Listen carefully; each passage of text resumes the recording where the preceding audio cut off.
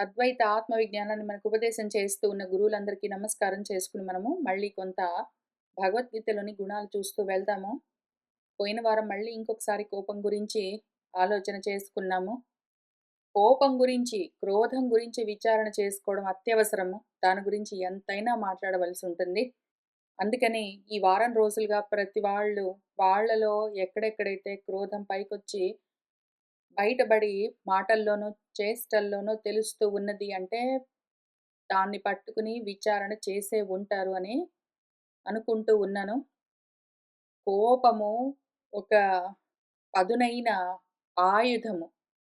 అది మన కోపము చాలా పవర్‌ఫుల్ టూల్. దాన్ని ఎక్కడ పడితే అక్కడ, ఎట్లా పడితే అట్లా, ఎప్పుడు పడితే అప్పుడు, దేనికి పడితే దానికి, ఎవరితో పడితే వాళ్ళతో విచక్షణ రహితంగా, అనాలోచితంగా వాడడానికి వీల్లేదు. కోపం కూడా మనకు ఆయుధము అని తెలుసుకుని, దాన్ని ఎక్కడ, ఎప్పుడు, ఎందుకు, ఎట్లా వాడాలి అని చూసుకుని వాడవలసి ఉంటుంది. ఆ విధంగా వాడుతూ ఉన్న వాళ్ళ గురించి మన వాల్మీకి మహర్షి, మన వ్యాస మహర్షి మనకు నేర్పిస్తూ వస్తారు. రామచంద్రమూర్తి గూడా ఆయన కోపాన్ని వృధాగా, వ్యర్థంగా, నిష్ప్రయోజనంగా వాడరు. కోపం కూడా ఆయన ఎంతో జాగ్రత్తగా, మాట ఎంత జాగ్రత్తగా మాట్లాడతారో, ఏదైనా పని చేస్తే ఎంత జాగ్రత్తగా ఆలోచించి చేస్తారో, కోపాన్ని గూడా అంత జాగ్రత్తగా ఆలోచించుకుని వాడతారు. అందుకనే అది ఫలిస్తుంది. అందుకనే అది పని జేస్తుంది. ఎక్కడ వాడాలో తెలిసి అక్కడ వాడాలి. ఎక్కడ పడితే అక్కడ వాడామనుకోండి, కత్తయినా సరే, ఏ ఆయుధమైనా సరే, ఎక్కడ పడితే అక్కడ, ఎప్పుడు పడితే అప్పుడు ప్రతిదానికి వాడుకుంటూ పోతే మొద్దు బారిపోతుంది. మన ఇంట్లో వాడే కత్తుల్లాంటివే మొద్దు బారిపోతాయి. అటువంటిది ఇటువంటి అతి ముఖ్యమైన టూల్‌ని మనం వ్యర్థంగా వాడుకోవడానికి వీల్లేదు. కోపం మీలో కలుగుతూ ఉన్నది అంటే దాన్ని మీరు ఈ 1 వీక్‌గా, ఈ వారం రోజులుగా అసెస్ చేసుంటారు. కోపము వ్యర్థంగా, వృధాగా అక్కర్లేకుండా వాడుతున్నానా అని చూసుకొని దాన్ని జాగ్రత్త చేసుకున్నారనుకోండి, అవసరమైన చోట దాన్ని ఉపయోగించుకోవచ్చు. దానికి ఒక ఉపయోగం ఉంటుంది. ఏదైనా సరే వ్యర్థంగా ఉండదు. ప్రపంచంలో ఒక తత్వం ఉన్నది అంటే, అది నిష్ప్రయోజనాన్ని కలిగించే విధంగా ఉండదు. కోరికైనా సరే, కామమైనా సరే, ఆ రతి ఆత్మరతి అయి ఉంటే అది పని చేస్తుంది. అట్లానే కోపం గూడా చాలా జాగ్రత్తగా వాడవలసి ఉంటుంది. లేకపోతే ఏమవుతుంది, కోపము మనల్ని లోపల నుంచి దహించి వేస్తుంది. మన కోపమే మనకు శత్రువై లోపల నుంచి తప్పింపచేస్తుంది. మనల్ని పూర్తిగా కాల్చేస్తుంది. కాబట్టి అతి జాగ్రత్తగా ఉండాలి మనము.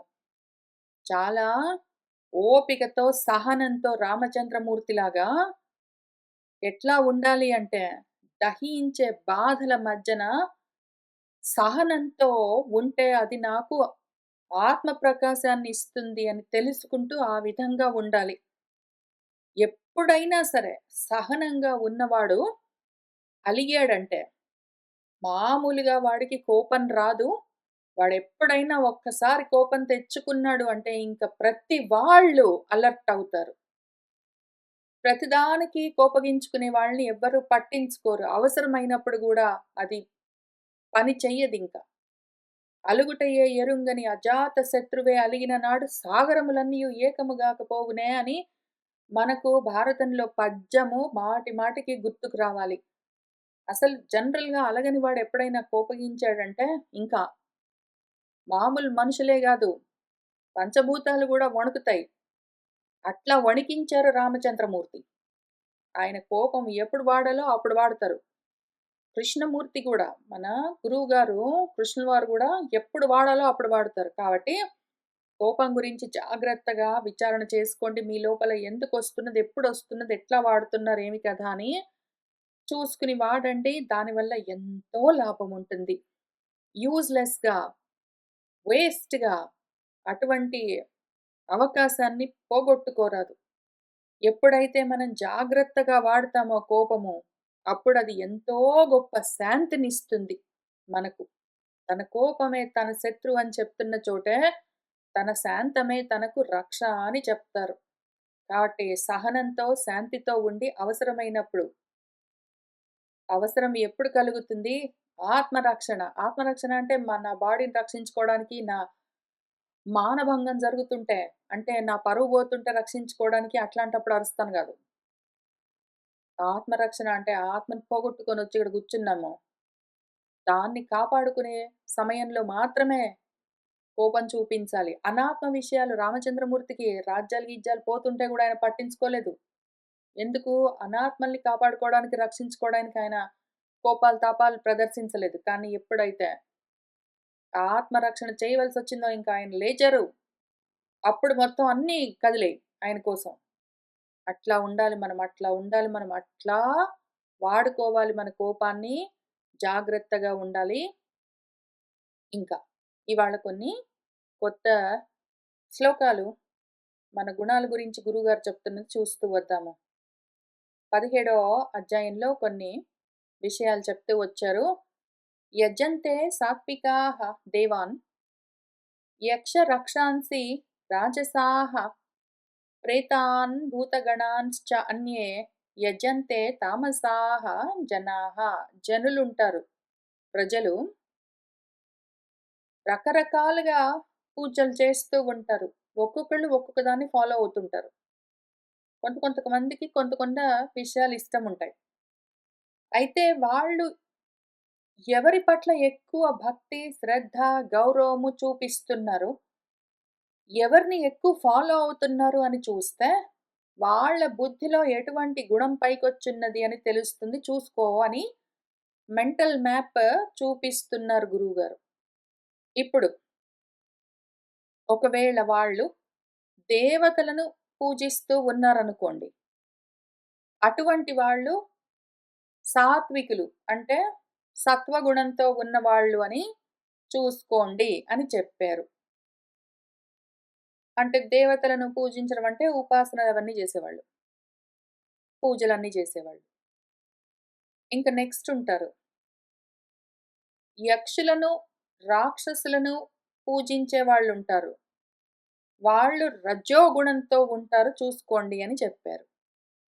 అట్లానే ఎవరైతే ప్రేతాలను, భూతాలను యజంతే పూజిస్తూ ఉంటారో వాళ్ళందరూ తమోగుణంతో ఉన్నవాళ్ళు అని చూసుకోండి అని చెప్పారు. ఇంక ఈ పద్యంలో చూడ్డానికి 2 లైన్లున్నట్టుంటాయి గానీ, ఇందులో ఎంత ప్యాకింగ్ జేసి ఇచ్చారంటే, దాన్ని అన్‌ప్యాక్ చేసినా కొద్దీ వస్తూనే ఉంటుందింక. ఆ కోపం అన్నారు గదా! అక్రోధం అని చెప్పారక్కడ. అక్రోధం అనగానే మనం కూర్చున్నాం గదా! 13థ్ చాప్టర్‌లో. అట్లానే ఇక్కడ ఈ పద్యం ఒకటిచ్చి కూర్చున్నారు. ఇంక కూర్చొని నువ్వు విప్పదీసుకో, తీసి చూసుకో అని చెప్తూ ఉన్నారు. మనం ప్రయత్నం చేద్దాము. ముందు భూతాలు, ప్రేతాలు చూద్దాం. చాలా ఇంట్రెస్టింగ్‌గా ఉంటుంది. భూతాలు, ప్రేతాలు అనగానే ఏవో ఆత్మలుంటాయి. సినిమాల్లో చూపించేలాంటివి ఏవేవో ఉంటాయి. పాటలన్నీ పాడుకుంటూ అర్ధరాత్రి పూట కాళ్ళకి గజ్జెలు కట్టుకొని గల్లు గల్లు అనుకుంటూ ఏంటో చేస్తామని ఏంటో చెప్తారు అవన్నీ. అవి కాదు ఇక్కడ భూతాలు, ప్రేతాలంటే. భూతము అంటే ఉన్నది అని అర్థం. ప్రేతము అంటే పోయింది అని అర్థం. ఈ భూతాల్ని, ప్రేతాల్ని నేనెందుకండి పూజిస్తాను? నేను అవిపే కాదండి. నేను టోటల్ సాత్వికం. నేను కంప్లీట్‌లీ సాత్వికం. సత్వగుణంతోటున్నాను. భూతాలు, ప్రేతాలన్నీ పిశాచాలు అట్లాంటివన్నీ నేను పూజించనండి అని చెప్తారు. ఇక్కడ కూర్చున్న వాళ్ళందరూ అదే చెప్తారు పాపం. బికాజ్ అక్కడ చెప్తూ ఉన్నదేంటో తెలీదు. తెలుగు సినిమాలు చూసి అంతవరకే అర్థం చేసుకున్నారు గాబట్టి. మనలో ఎంతమంది తమో గుణంతో ఉన్నారో చూద్దాం. ఇప్పుడే బయటపడుతుంది ఆ విషయం. భూతాలు అంటే బతికున్న వాళ్ళని అర్థం. భూమి మీద బతికున్న వాళ్ళని ఎంతమంది ఫాలో అవుతుంటారు? ఎవడో ఒకడు బాగా డబ్బులు సంపాదించాడనుకోండి. ఏదో బిల్ గేట్స్ ఉన్నాడనుకోండి. వాడు నేను ఎట్లా ఇంత గొప్ప డబ్బులు సంపాదించిన వాడినయ్యాను అనేదో పుస్తకం రాసాడనుకోండి. వీళ్ళు కొనుక్కొచ్చుకొని చదువుతుంటారు. ఎందుకంటే వాళ్ళలాగా వీడైపోవాలని. లేదా ఎవరో పలానా వాళ్ళు విజయానికి 5 మెట్లు అని రాస్తాడు. వీడు తెచ్చుకొని చదువుతుంటాడు. లేకపోతే టీవీలో ఎవడో ఏంటో సాధించేస్తాడు. నేనట్లా అయిపోతానని బయలుదేరుతారు. ఏదో పలానా వాడు గొప్ప సెలబ్రిటీ అయ్యాడు. నేనయిపోతానని బయలుదేరుతారు. ఇంక ప్రయత్నాలన్నీ జేసుకుంటారు. ఉన్న వాళ్ళని భూతాలంటే బతికున్న వాళ్ళని జూసుకొనే నేను గూడా అట్లా అయిపోతానని ట్రై జేసుకునేవాళ్ళు ప్రతి వాళ్ళు భూతాలను పూజిస్తున్న వాళ్ళే గదా! వాళ్ళని ఫాలో అవుతున్న వాళ్ళు. అటువంటి తమోగుణంతో ఉన్నవాళ్ళు ఎంతమంది లేరు? పక్కన వాడేదో సాధించాడనుకోని వీడు కూడా బయలుదేరుతాడు. వాడిని చూసుకొని నేను కూడా సాధిస్తానని. సరే ఎనీవే ప్రేతాలుంటాయి. పోయి ఉంటారు వాళ్ళు. చనిపోయి ఉంటారు. వాళ్ళని బెట్టుకుని పూజించే వాళ్ళుంటారు. లేదండి మేము చెయ్యము, చనిపోయిన వాళ్ళని మేము శవాల్ని వాటిని పూజించము అని చెప్పొచ్చు ఇక్కడ కూర్చున్న వాళ్ళు. నేను చూపిస్తాను. ఇక్కడ కూర్చొని వింటున్న వాళ్ళు, ప్రేతాలను పూజించేవాళ్ళు ఇప్పుడే బయటపడతారు. ప్రేతాలంటే వెళ్ళిపోయినవి. వెళ్ళిపోయినవేవి మా నాన్నగారండి, మా అమ్మగారండి, మా తాతగారండి, మా అత్తగారండి, మా ముత్తాతగారండి అనుకుంటూ పోయిన వాటిని జ్ఞాపకం చేసుకుంటూ వాటి కోసము శ్రాద్ధాలన్నీ బెడుతూ కూర్చున్న వాళ్ళు, పిండ ప్రదానాలన్నీ జేస్తూ ఉన్నవాళ్ళు ఎంతమంది లేరిక్కడ? వాళ్ళందరూ ప్రేతాలను పూజిస్తున్న వాళ్ళు గాదు. ప్రయాణమైపోయిన వాటిని మళ్ళీ ఆ పోయినవి తిరిగొస్తాయా? ఎక్కడైనా, ఎక్కడైనా తిరిగొస్తాయా? ఇక్కడే గూర్చొని పోయిన వాళ్ళ కోసము తద్దినాలు బెట్టుకుంటూ, పిండ ప్రదానాలు జేసుకుంటూ, శ్రాద్ధాలన్నీ జేస్తున్న వాళ్ళు, మళ్ళీ వాళ్ళే గూర్చొని భగవద్గీతలు చదువుతారు ఆ శ్రాద్ధం సమయంలోనే. పైగా మళ్ళీ వాళ్ళే గూర్చొని భాగవతాలు చదువుతారు. అదే భాగవతంలో. ఎన్ని చోట్ల రాయలేదు. పోయినవాడెవ్వడు తిరిగి రాడో, పోయినవాడెవ్వడు తిరిగి రాడో. పోయినవాడు మళ్ళీ వాడి దారి చూసుకొని వాడు ఇంకో బాడీలోకెళ్తాడు. వాడు ఒకవేళ కర్మల్లోనే ఉన్నాడంట, వాడు మళ్ళీ బాడీ చూసుకొని ఎళ్ళిపోతాడు. వాడు రాడు అని కదా చెప్తున్నారు. అటువంటప్పుడు ఇక్కడ కూర్చొని వాడిని పూజ చేస్తున్నవాడు, ప్రేతాన్ని పూజిస్తున్నవాడు గాకేమి? మన భాగవతంలో ఎన్ని కథలున్నాయి, ఎన్ని కథలున్నాయి. అందులో పైగా హిరణ్యకశిపుడు వాళ్ళ అమ్మగారికి చేస్తున్న ప్రవచనమంతా చాలా సార్లు అందరూ వినే ఉంటారు. అసలెందుకు చేస్తున్నాము మనము? ఎందుకు చేస్తున్నాం మనము శ్రాద్ధాలు, తద్దినాలు అవన్నీ ఎందుకు పెడుతున్నాము అని తెలుసుకుని చేశామనుకోండి. అక్కడ కూర్చొని ఆ దేహి, ఆ శరీరాన్ని, దేహాన్ని వదిలిపెట్టి వెళ్ళిపోతే, అక్కడ కూర్చొని నువ్వు చేసేదేంటి? నువ్వు మిగిలిపోయావు గాబట్టి తప్పనిసరిగా ఆ దేహాన్ని డిస్పోజ్ చేసి ఇంక కూర్చో. ఆ దేహం పోయింది గదా! అట్లానే నీది గూడా, ఈ దేహం గూడా బోతుంది. అక్కడ 3 పిండాలు పెట్టావా? దానికి దండాలు పెట్టావా? ఇంక కూర్చో. అట్లానే నీకు 3 పిండాలున్నాయి చూసుకున్నావా? నీకు గూడా 3 పిండాలు. 3 పిండాలున్నాయి. ఏవైతే మట్టి ముద్దలున్నాయో, స్థూల, సూక్ష్మ, కారణ దేహాలని పిలుస్తారో, వాటితో ఉన్నవి నీకు గూడా ఉన్నాయి. నీకు గూడా ఇట్లనే పిండాలు పెట్టవలసొస్తుంది. ఎంతవరకు? ఇది నేను అని నువ్వు అనుకున్నంత వరకు. ఎప్పుడైతే నువ్వు అదిగో అన్ని బాడీస్ పోతాయి. ఆ బాడీ పోయింది, ఈ బాడీ పోయింది, ఆ బాడీ పోయింది, ఈ బాడీ మొత్తం అన్నీ పోతాయి. నీ బాడీ గూడా పోతుంది. అయితే బాడీ నువ్వు గాదు. బాడీలో ఉన్నదేదున్నదో అది నువ్వు చూసుకున్నావా? అందుకని భగవద్గీత విను ఆ టైంలో. నువ్వు ఆ టైంలో కూర్చొని భగవద్గీత విను, గరుడ పురాణం విను, భాగవతం విను అని ఎందుకు చెప్తారు? వాటిలో చెప్పే విషయం ఇదే ఉంటుంది. అయితే ఆ టైంలో భగవద్గీత వినేది లేదు, భాగవతం వినేది లేదు, గరుడ పురాణం వినేది లేదు, విన్నా అర్థమయ్యేది లేదు, అర్థమే గాకపోతే విచారించేది లేదు. ఇంతకి చేసేదేమి అంటే, నేను పిండం పెడితే ఎవరో వస్తారు, రాకపోతే అదిగో కాకి రూపంలో వచ్చింది, లేకపోతే కొంగ రూపంలో వచ్చింది, లేకపోతే ఇంకేంటో వచ్చింది అనుకుంటూ అక్కడే కూర్చొని ఆ ప్రేతాలకి పిండాలు పెడుతున్న వాళ్ళందరెవరో? ప్రేతాలను పూజించే తమోగుణంతో ఉన్న జనాహ అజ్ఞానంతో ఉన్నారని అర్థం. భూతగణాలను బతికున్న వాళ్ళని ఫాలో అవుతున్న వాళ్ళు అజ్ఞానంతో ఉన్నారు. బయట ఎవడినో జూసి నువ్వు గూడా అట్ట తయారవుదామని గాదు. బయట ప్రపంచంలో ఉన్న అసత్ విషయాలను జూసుకుని అవి నేను సాధిస్తానని కూర్చున్న నువ్వెవరు? తమోగుణంతో, అజ్ఞానంతో ఉన్నవురా ఉన్నదంతా లోపలే. నువ్వు ఎప్పుడు ఈ భూత ప్రేత గణాల్ని దాటి, తమోగుణంలో నుంచి దాటి, సత్వంలో నుంచి దాటి, నీ స్థితికి ఎప్పుడొస్తావో అప్పుడు నువ్వు నీ స్థితిని తెలుసుకున్నప్పుడు నీకు తెలుస్తుంది. అందుకని భగవద్గీత విను. అందుకని భాగవతం చదువు అని చెప్తారు. రోజు చదివితే గూడా నీకు అర్థం కాకపోతే ఎవడైనా పోయినప్పుడు ఆడ కూర్చొని పోని చదువు అట్లైనా అర్థమవుతుంది అని. ఎప్పుడు? భూతం అప్పుడు గూడా చదువు. బతికున్నప్పుడు చదువు నువ్వు. వాడి బర్త్‌డే అప్పుడు చదువు, వాడు ఏదో యానివర్సరీ అప్పుడు చదువు, ఇంక వాడు గ్రాడ్యుయేట్ అయినప్పుడు చదువు. భూతం వాడు బతికున్నప్పుడు గూడా వాడు ప్రపంచంలో ఏంటో ప్రోగ్రెస్ వచ్చిందన్నప్పుడల్లా కూర్చొని భగవద్గీత చదువు. భాగవతం చదువు. ఆ ప్రపంచంలోని ప్రోగ్రెస్ ఏంటో నీకు తెలుస్తుంటుంది. నువ్వు ఎంత దూరం వెళ్ళినా ఇంతే. క్షీణే పుణ్య మర్త్యలోకం విస నువ్వు బ్రహ్మలోకం దాకా వెళ్ళినా ఎక్కడి దాకా ఎళ్తావు? మళ్ళీ వెనక్కొస్తావు. కాబట్టి భూతం వాడు బతికున్నప్పుడు వాడికేమో వాడు పండుగలు చేసుకుంటుంటే నువ్వు గూడా వెళ్లి పార్టీకి. లేతే నువ్వు గూడా పార్టీ చేసుకో. కానీ ఆ టైంలో గూడా ఇదే ఆలోచన జెయి. అప్పుడేమవుతావు? తమోగుణం నుంచి నువ్వు భూతాలని పూజించడం దగ్గర నుంచి ఆత్మస్థితికి వెళ్తావు కదా! అట్లనే. పోయిన వాళ్ళందరికి పిండాలు పెట్టుకుంటూ దిక్కులు చూసుకుంటూ కూర్చోకు. నీ గురించి నీ దిక్కు చూసుకో. నీ దిక్కు నువ్వు చూసుకో. అప్పుడు నువ్వు తమోగుణం నుంచి జ్ఞానంలోకి వెళ్తావు. అక్కడ సత్వం నుంచి నెక్స్ట్ రావాల్సిందెక్కడా? అదిగో ఇక్కడికి రావాలి అని ముందే 9వ అధ్యాయంలోనే చెప్పారాయన. ఎక్కడికి రావాలో చూపిస్తూ ఆయన 9వ అధ్యాయంలో 25వ పద్యంలో యాంతి దేవవ్రతాః దేవాన్ ఇక్కడ చెప్పినట్టే. యజంతే సాత్వికాః దేవాన్. అంటే ఏంటి ఇక్కడ? దేవవ్రతులంటే ఎవరు? మన వాళ్ళు ఉపాసనలు అవన్నీ చేసేవాళ్ళు, పూజలు చేసేవాళ్ళు, దేవతల్ని పూజించేవాళ్ళు, సత్వగుణంలో ఉన్నవాళ్ళు. కోరికలు లేకుండా.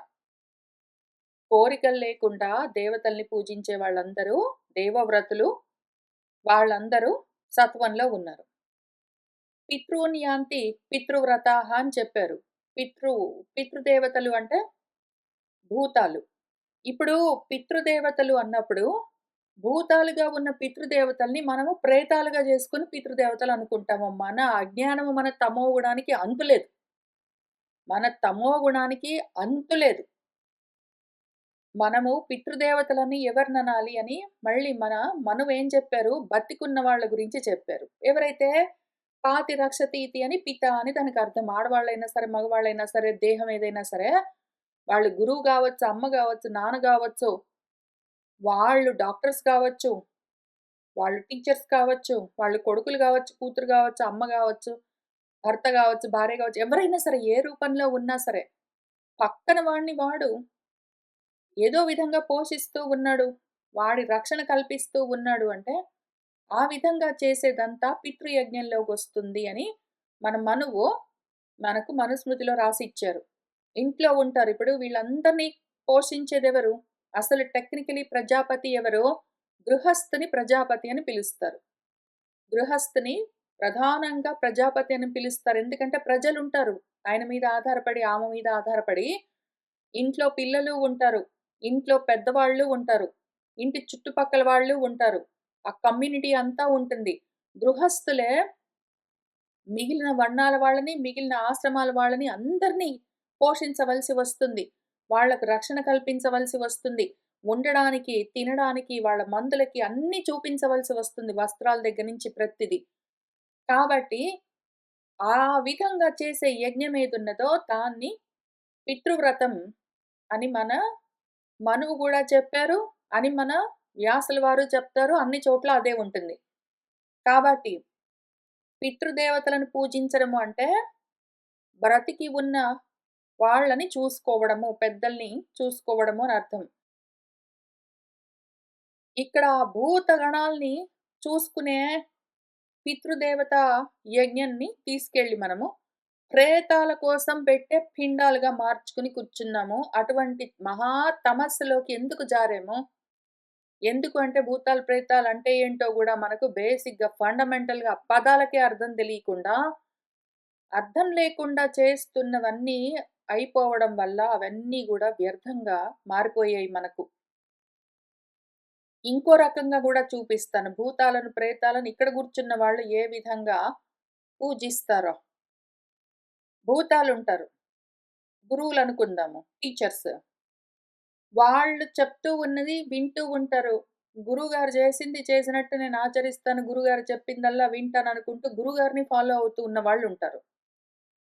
వాళ్ళు అందరూ తమో గుణంతోటే ఉంటారు.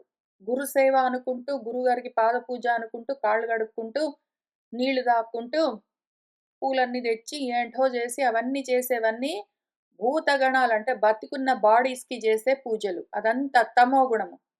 ఎప్పుడు అది సత్వంలోకి వెళ్తుంది? ఆ భూతగణము బతికున్న వాళ్ళే టీచర్స్ ఎవరైనా సరే, పెద్దలు, గురువులు, అమ్మ, నాన్న, ఫ్రెండ్, కూతురు, భర్త, భార్య ఎవరైనా సరే బ్రతికున్న వాళ్ళు మనకేదైనా ఒక మంచి నేర్పించారంటే దాన్ని గ్రహించామనుకోండి. ఆ మంచి చెప్పిన వాడికి పూజ చేయడం గాదు. వాడు చెప్పిన మంచిని గ్రహించామనుకోండి అప్పుడు సత్వం. మంచి చెప్పిన వాడికి యాక్చువల్‌గా ఫిజికల్‌గా, భౌతికంగా పూజ చేశామంటే, భూతాలను పూజ చేసాం భౌతికంగా కాబట్టి తమోగుణం. వాడు చెప్పిన మంచిని పట్టుకున్నామంటే సాత్వికం. ఇప్పుడు మా అమ్మ నా కోసం ఏదో ఒక మంచి మాట చెప్తూ ఉన్నదనుకోండి. మా అమ్మ నా వెంటే ఉంటుంది. ఇట్లా ఆచరించాలి. ఆమె ఏదో చేస్తూ ఉంటుంది. ఆమె చేస్తున్నవన్నీ చూసి నేను ఈ విధంగా ఉండాలి అని సన్మార్గంలో నేర్చుకుంటూ వస్తూ ఉన్నాననుకోండి. ఆమెని పూజించడం, ఆమెను ఎత్తుకొని తిప్పడం, ఆమె గురించి పాటలన్నీ పాడడం అవన్నీ గాదు. ఆమె చెప్పిన మాట ఫాలో అవుతే నేను సత్వగుణం. ఆమె బాడీని మాత్రం జూసానంటే తమోగుణం. సరే నెక్స్ట్ ప్రేతం చూద్దాము. చచ్చిపోయిన వాళ్ళుంటారు. లేరిప్పుడు వాళ్ళ బాడీస్ లేవు. వాళ్ళు భూతం గాదు పాపం. ఇప్పుడు ప్రేతం వాళ్ళు. ఎవరు? మన వ్యాసుల వారు ఒక ప్రేతం. మన శంకర్ల వారు ఒక ప్రేతం. ఎందుకంటే వాళ్ళు వెళ్ళిపోయారు. వాళ్ళ పుస్తకాలు రాసిచ్చారు వెళ్ళిపోయారు. పుస్తకాలు రాసిస్తున్న టైంలో వాళ్ళు బతికున్నప్పుడు వాళ్ళని ఫాలో అవుతూ వాళ్ళెక్కడికెళ్తే అక్కడికి వీళ్ళెళ్ళడం. వాళ్ళెక్కడ కూర్చుంటే వీళ్ళక్కడ కూర్చోవడం. వాళ్ళెక్కడ పడుకుంటే అక్కడ వాళ్ళ కాళ్ళ దగ్గర పడుకోవడం. వాళ్ళు పొద్దున్న లేస్తే వాళ్ళ కాళ్ళు కడగడం. ఇవన్నీ చేస్తూ ఉన్నవాళ్ళు బతికున్నప్పుడు ఈ గురువులని పూజించిన వాళ్ళు తమోగుణం. వాళ్ళు చెప్పింది మాత్రం క్యాప్చర్ చేయట్లేదు. బుద్ధిలో దాన్ని ధరించట్లేదు. ఓన్లీ బాడీస్ మాత్రం ఫాలో అవుతారంటే తమోగుణం. కానీ బతికున్నప్పుడే శంకర్ల వారినో, వ్యాసుల వారినో ఫాలో అవుతూ వెంటే నడుస్తూ ఆయన చెప్తున్నది వింటూ, గ్రహిస్తూ పట్టుకున్నవాడు శుకుల్లాగా ఎవరున్నారో అటువంటి వాడు సాత్వికం. ఇప్పుడు లేడు మరి శంకర్ల వారు. నేను చాలా ఫాలో అవుతాను. అయితే నేను ప్రేత పూజ చేస్తున్నానా? అందుకని తమో గుణంలో ఉన్నానంటే లేదు. నేను ఆ శంకర్ల వారికి గుడి కడదాము. అందుకోసం డబ్బులిస్తావా? ఆ శంకర్ల వారి జయంతి ఉంది, వర్ధంతి ఉంది, ఏంటో ఉంది. దానికొస్తావా? అదో శంకర్ల వారిదేదో ఉంది పటం ఇంట్లో పెట్టుకొని దానికి రోజు దండాలు పెడతావా? చేయనివన్నీ. ప్రేత పూజలన్నీ చేయను నేను. ఆయన ప్రయాణమై పోతే పోయాడు. బతికున్నప్పుడు భూతమై ఉన్నప్పుడు ఆయన పుస్తకాలు రాసిచ్చాడు. దాన్ని ఫాలో అవుతాను. కాబట్టి నేను తమోగుణంలో లేను. సత్వంలో ఉంటాను.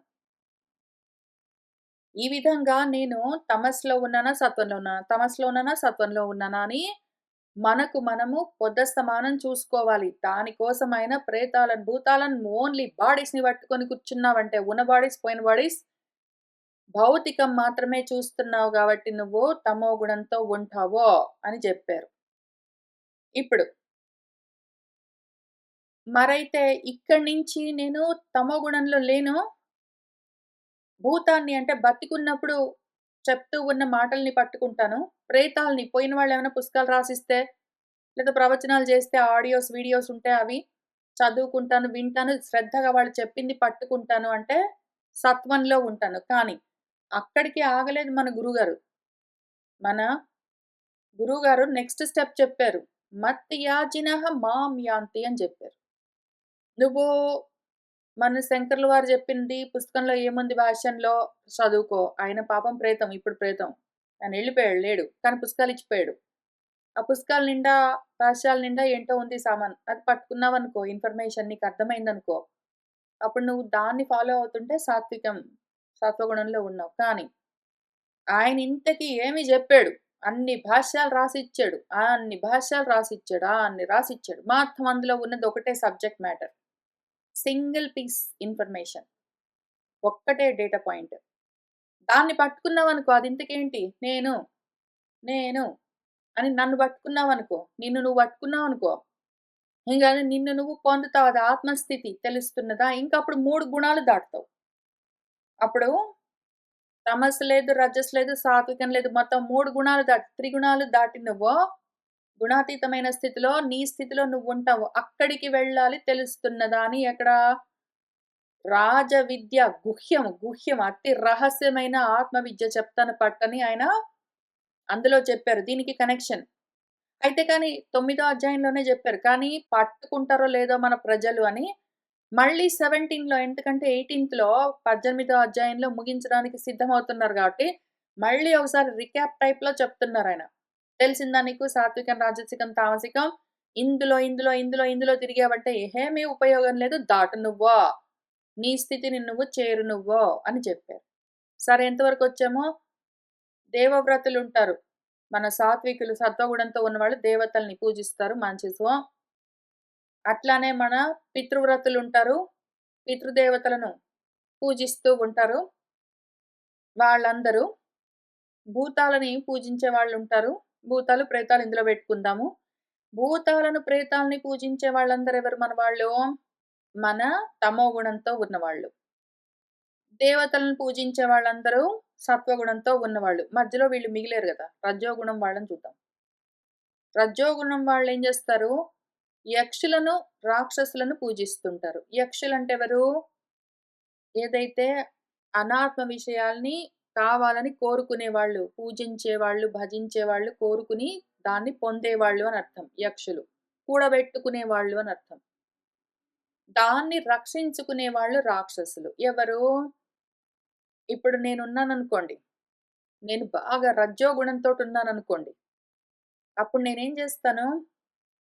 నేను కూడబెట్టుకుంటూ ఉంటాను డబ్బులు, చదువు, గొప్ప పదవులు అట్లాంటివన్నీ సంపాదించుకుంటూ ఉంటాను యక్షుడిని. తర్వాత నేను సంపాదించుకున్న డబ్బునో, ఏదో పదవులనో, ఉద్యోగాలనో, ఏదో విద్యలనో అటువంటి వాటన్నింటిని కాపాడుకుంటూ ఉంటాను రాక్షసుడిని. సంపాదించుకుంటూ ఉంటాను యక్షము. కాపాడుకుంటూ ఉంటాను రక్షము. నేను యక్షమో, రక్షమో చేస్తూ ఉంటాను. యక్షము, రక్షమంటే ఏమి? యక్షమంటే యోగము. రక్షమంటే క్షేమము. యోగక్షేమాలు జూసుకుంటూ తిరుగుతాను. నీకు యాలరా యోగక్షేమాలు? ఎంతసేపు యోగం, క్షేమం అంత ప్రపంచంలో చూస్తావు. 2 వదిలిపెట్టు. నేను జూస్తా పట్టు. నేను ఎవరు? ఆత్మ. యోగక్షేమాలు ఇంతకి చూసేది ఏంటి ఇంతకి నేనుగా మీనా గాదు. నేను. నేను చూస్తాను పట్టు. నీకెందుకు అవన్నీ వదిలిపెట్టు. సర్వధర్మాన్ని పరిత్యజ్య అని జెప్తారు. అక్కడికి తీసుకొనెళ్తున్నారు. అందుకని ఇదంతా జెట్టుకొని కూర్చున్న ఈ మొత్తము స్పెషల్ క్లాస్ క్రాష్ కోర్స్ ఎందుకు బెట్టారు? అక్కడికి తీసుకెళ్ళడానికి. సర్వధర్మాన్ని పరిత్యజ్య దగ్గరికి మనల్ని తీసుకెళ్ళడానికి. సరే ఇంతకి సరే నేనెట్లైనా రక్ష, నేను యక్ష గదా! నేనేదో యక్షం, రక్షం జేసుకుంటున్నాను. ఏదో కొంచెం బుజ్జుద్యోగం ఉంది యక్షం. దాన్నేంటో కాపాడుకుంటుంటాను. జాగ్రత్తగా జేస్తుంటాను రక్షం. నాకేవో రూ. 2 యక్షం సంపాదించుకున్నాను. దాన్నేంటో జాగ్రత్తగా దాచుకుంటాను రక్షం. నాకేంటో ఒక బంగారు గొలుసుంది. సంపాదించుకున్నాను కష్టపడి యక్షం. దాన్ని జాగ్రత్తగా భద్రపరుచుకుంటాను రక్షం. ఏంటో కొంచెం జ్ఞానము సాధించుకున్నాను అది యక్షం. దాన్ని జాగ్రత్తగా కాపాడుకుంటాను రక్షం. ఇప్పుడు ఈ యక్షరక్షాల మధ్యలో నాకింకొక ఆలోచన కూడా ఉంటుంది. ఎందుకంటే యక్షరక్షణ చేస్తున్నవాడు రజోగుణంతో ఉంటాడు కాబట్టి, నాకింకా ఎక్కువ గావాలన్న లోభితనం వీడికి ఒక లక్షణం గాబట్టి, వాడు ఇంకా నాకన్నా ఎక్కువ ఎవడైనా సంపాదించాడా? నాకింత చదువొచ్చిందంటే నాకన్నా ఎక్కువ చదువుకున్నవాడున్నాడా? నేను మాస్టర్స్ చేశానంటే పీహెచ్‌డీ చేసిన వాడున్నాడా? నాకు రూ. 10 ఉన్నాయంటే రూ. 1,00,000 సంపాదించిన వాడున్నాడా? నేనేదో మంత్రినయ్యానంటే ఏదో ప్రధానమంత్రి ఎవడయ్యాడు. నేను అక్కడికవ్వాలి. ఇప్పుడు నేనేం చేస్తాను, నేను మంత్రినయ్యాననుకోండి, నా లైన్‌లో ఉన్నవాడు నాకన్నా పైన ఉన్న పొజిషన్‌ని సంపాదిస్తే వాడిని ఫాలో అవుతాను. నేను బాగా డబ్బులు సంపాదించాలనే ఇంట్రెస్ట్ తోటున్నాను. నాకన్నా ఎక్కువ డబ్బులు సంపాదించేవాడుంటే వాడిని ఫాలో అవుతాను.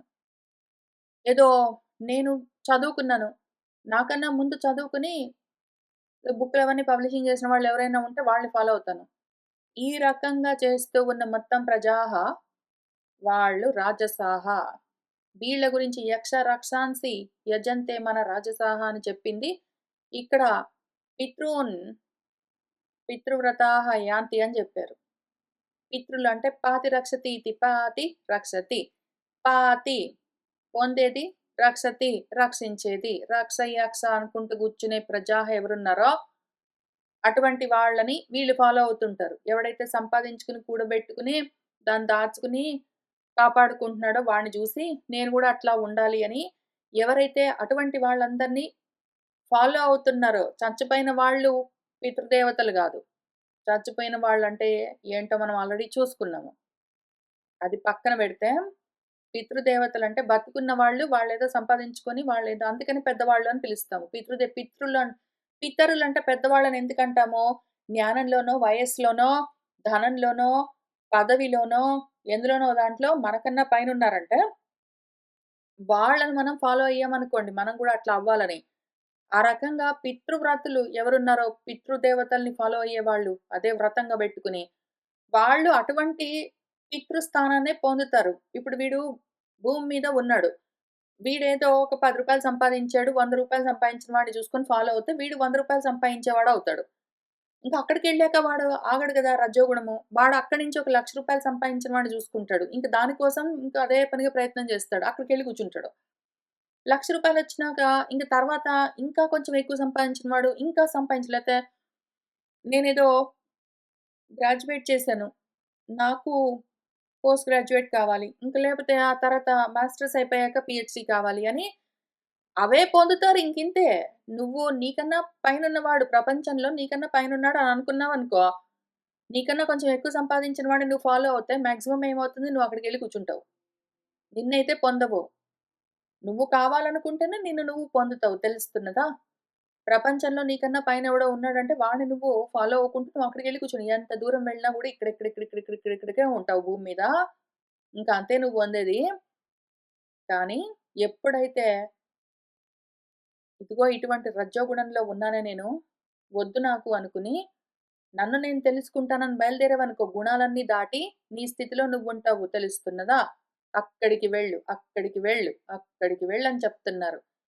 కాబట్టి ఏదో సాత్వికంగా దేవతల్ని పూజిస్తే నేను గొప్పవాడిని, ఏదో ప్రపంచంలో బాగా సంపాదించిన వాడిని ఫాలో అయ్యి నేను అంత గొప్పవాడినైతే నేను గొప్పవాడిని.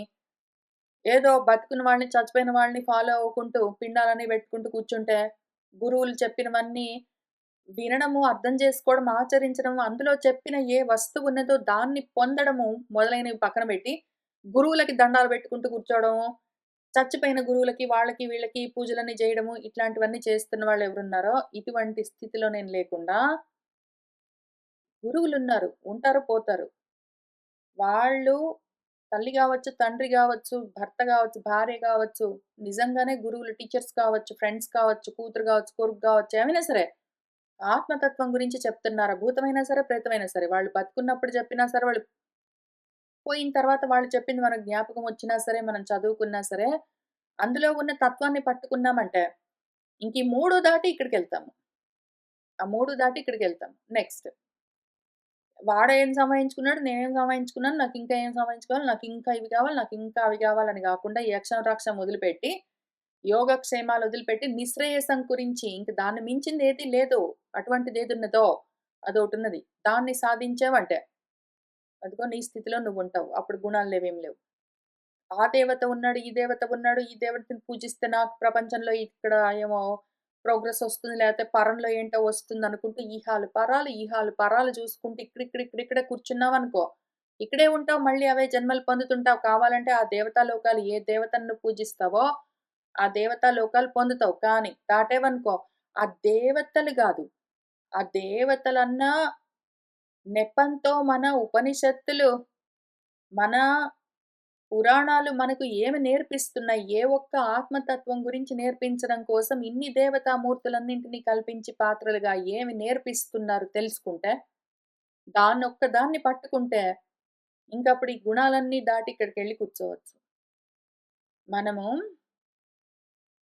ఈ విధంగా ప్రయత్నం చెయ్యవలసి ఉంది. ఏం ఉపయోగము భూతాల్ని, ప్రేతాల్ని, మనుషుల్ని, మాకుల్ని, దేవతల్ని, దుంపల్ని, దారిన బోయే వాటన్నింటినీ ఫాలో అవుతూ నన్ను నేను వదిలిపెట్టుకుని ఎంత అపకారం చేసుకున్నానే అని ఎప్పటికైనా సరే ఆ ఆలోచన కలక్కపోతే ఏం ఉపయోగము? ఎన్ని చదివి ఏం ఉపయోగము? ఎన్ని చదివి ఏం ఉపయోగము? కాబట్టి ప్రయత్నం చేసుకోండి అని ఆయన చెప్తూ ఉన్నారు. ఇవాల్టికి ఇక్కడికి ఆపుదాము. వచ్చే వారం ఆయన భోజనం గురించి చెప్తారు. చూస్తూ వెళ్దాము. కోరుకున్న వాళ్ళందరికీ అద్వైత ఆత్మ విజ్ఞానం కలగాలని ఆశిస్తూ ఉన్నాను. శుభం భవతు.